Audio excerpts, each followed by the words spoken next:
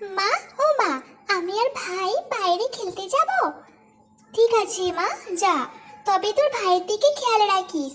দেখিস ও তো অনেক ছোট, তাই পড়ে গিয়ে ব্যথা পেতে পারে। ঠিক আছে মা, তুমি ভাইকে নিয়ে একদম চিন্তা করো না। আমি ভাইয়ের খুব ভালো করে খেয়াল রাখবো। তারপর টুনটুন আর রকি বাইরে খেলতে যায়, আর ওরা অনেক মজা করে খেলছিল।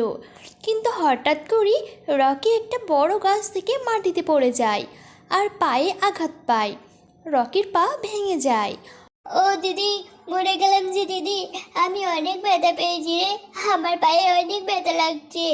আমার তো মনে হচ্ছে পাটা ভেঙে গেছে। তুই আমাকে এখান থেকে নিয়ে যা দিদি।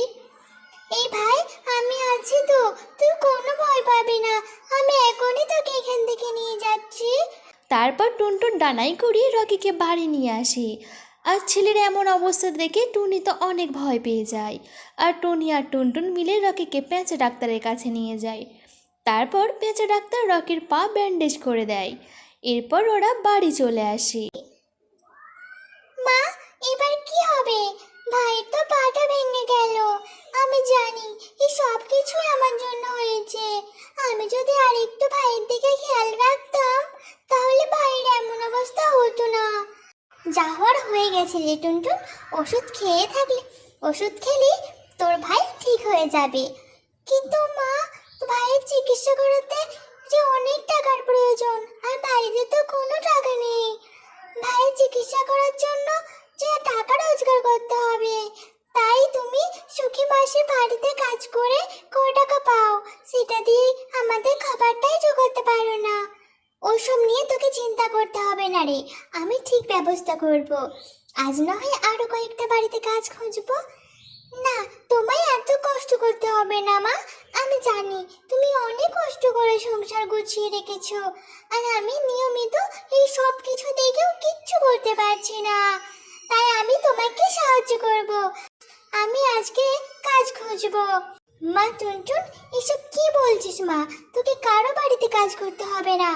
তুমি আমাকে বারণ করো না তো মা। ভাইয়ের চিকিৎসা করার জন্য তো অনেক কাজ করতে হবে আমাকে। শুনেছি কাকুলি মাসির বাড়িতে নাকি কাজের মেয়ে লাগবে। আমি সেখানেই যাই মা। মেয়ের কথায় টুনি কিছু বলতে পারে না। আর এরপর থেকে টুনটুন কাকুলির বাড়িতেই কাজ করতে থাকে। এভাবে বেশ কয়েকদিন কেটে যায়। এখন কাজ করছি, এবার মনে হয় ভাইয়ের চিকিৎসা খুব ভালো করে করাতে পারবো। মায়ের কথা ভেবে খুশি মনে কাজ করতে থাকে টুনটুন। একদিন টুনটুন কাকুলিকে বলে, মালকিন মালকিন, আজ আমাকে একদিনের বেতন দেবেন? আমার টাকাটা খুব দরকার। কেন রে টুনটুন? একদিনের টাকা দিয়ে তুই কি করবি? আসলে মালকিন, আমার ভাই অনেকটা সুস্থ, তবে ওষুধ কিনতে হবে, আর ওষুধের জন্য টাকা লাগবে। তারপর কাকুলি টুনটুনকে কিছু টাকা দেয়। আর টাকা পেয়ে টুনটুন অনেক খুশি হয় আর খুশি মনে বাড়ির দিকে রওনা দেয়। পথে টুনটুনের সাথে দুটো পেঁচা ছানার দেখা হয়। সাহায্য করো আমাদের। আমার বাবাও খুব অসুস্থ, ওষুধ কিনবো, কিন্তু কোনো টাকা নেই আমাদের কাছে। সাহায্য করো আমাদের। অনুবেচার ছানাদের কথা শুনে টুনি অনেক দুঃখ হয়, আর টুনটুন কি করবে কিছুই বুঝতে পারে না। ঠিক আছে, এই নাও টাকা। আমি তো অনেক গরিব, তাই তোমাদের বেশি সাহায্য করতে পারলাম না। তোমাকে অনেক ধন্যবাদ আমাদের টাকা দিয়ে সাহায্য করার জন্য। কিন্তু দিদি, আমরা তো অনেক ছোট, একা বাবাকে হাসপাতালে নিয়ে আসতে পারবো না। তুমি আমাদের সাথে আমাদের বাসায় চলো না দিদি। তুমি কি আমার বাবাকে একটু হাসপাতালে নিয়ে যাবে? এরপর টুনটুন ছানাগুলোর সাথে অনুবেচার বাড়িতে যায়, আর গিয়ে দেখে ছানাদের বাবা একদম সুস্থ আছে। আর সঙ্গে সঙ্গে বাকি ছানা দুটো অনেক বড় হয়ে যায়। তিনটে বড় পেঁচাকে দেখে টুনটুন বেশ অবাক হয়ে যায়।